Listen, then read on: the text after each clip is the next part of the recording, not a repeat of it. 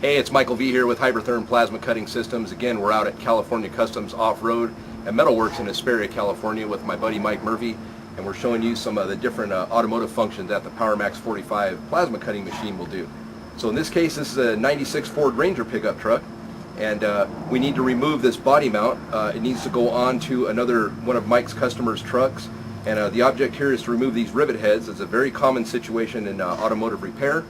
And the object here is to remove the heads without hurting this original bracket too much. You can fix it up a little bit with weld if you need to, but I'm going to show you how to do this. I've got the machine set at 30 amps and expanded metal mode, and the reason why I'm using expanded metal mode versus cutting mode is the arc will stay on even out in the open air, so it allows me to trim these rivets off really nicely. So with that, we're going to have at it.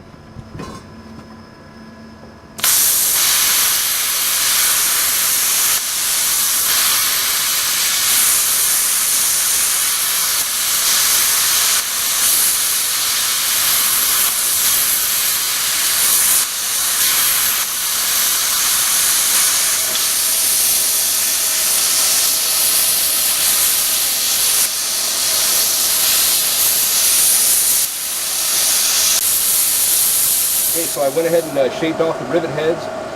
Little or no damage to the original part here.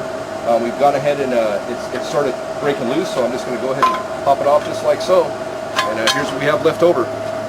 This stuff can be easily cleaned up and easily used again and bolted through or welded or whatever you want to do.